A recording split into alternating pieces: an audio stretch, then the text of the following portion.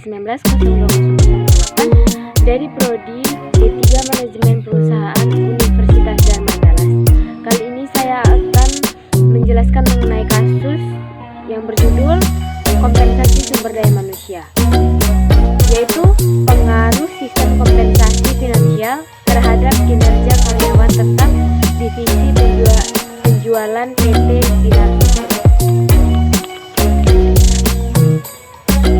Dalam dunia bisnis saat ini menuntut adanya sebuah persaingan antar perusahaan, khususnya PT Sinar Sosro, yaitu perusahaan yang bergerak di bidang industri minuman, kemasan dan pelopor teh siap minum dalam kemasan botol dengan beberapa pesaingnya seperti PT Coca-Cola dan Orang Tua Group. Ketatnya persaingan mengharuskan perusahaan memberikan hasil yang optimal kepada konsumen. Hasil optimal akan dicapai oleh perusahaan yang dengan cara meningkatkan kinerja karyawan, salah satunya melalui pemberian kompensasi yang layak. Kompensasi yang diberikan PT Sinar Sosro adalah kompensasi finansial dan non-finansial. Kompensasi finansial lebih dibutuhkan oleh divisi penjualan karena kompensasi finansial lebih dapat dinikmati dan dirasakan secara langsung untuk memenuhi kebutuhan hidup. Tujuan dari penelitian yang dilakukan yaitu mengetahui pelaksanaan sistem kompensasi finansial karyawan tetap divisi penjualan PT Sinar Sosro, menganalisis pengaruh sistem kompensasi finansial penjualan PT Sinar Sosro. Jenis data yang digunakan dalam penelitian ini adalah data primer dan sekunder. Data primer diperoleh dari hasil wawancara dan penyebaran kuesioner, sedangkan data sekunder diperoleh dari studi pustaka.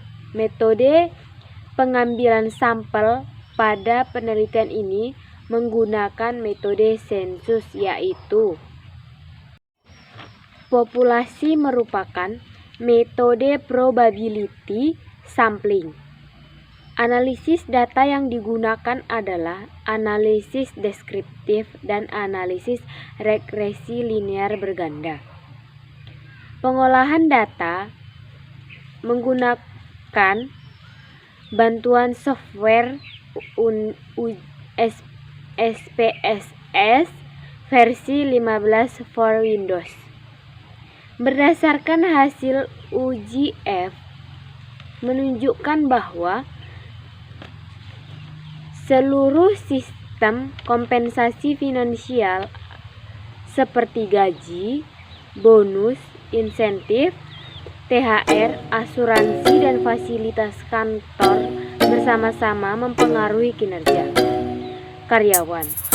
Berdasarkan hasil unit uji F menunjukkan bahwa dari 6 jenis sistem kompensasi finansial yang dirasakan karyawan, tetap divisi penjualan hanya sistem kompensasi finansial berupa THR yang tidak memiliki pengaruh secara parsial terhadap kinerja karyawan, sedangkan kelima sistem kompensasi finansial lainnya seperti gaji, bonus, insentif, asuransi, dan fasilitas kantor memiliki pengaruh secara parsial terhadap kinerja karyawan.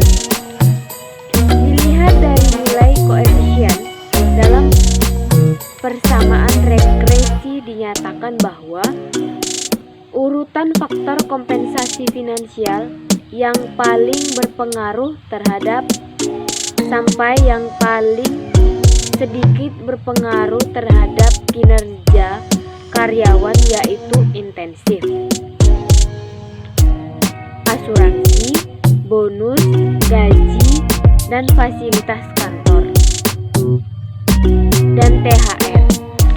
Model regresi ini memiliki koefisien determinan R2 sebesar 81,3%, yang berarti bahwa 81,3% variabel terikat, yaitu kinerja karyawan, dapat dijelaskan bahwa variabel bebas dari sistem kompensasi finansial dan sisanya 18,7% dijelaskan oleh variabel lain di luar variabel yang digunakan.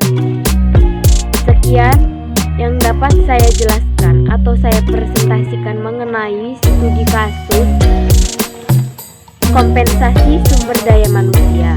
Jika ada salah dan janggal, saya mohon maaf. Sekian.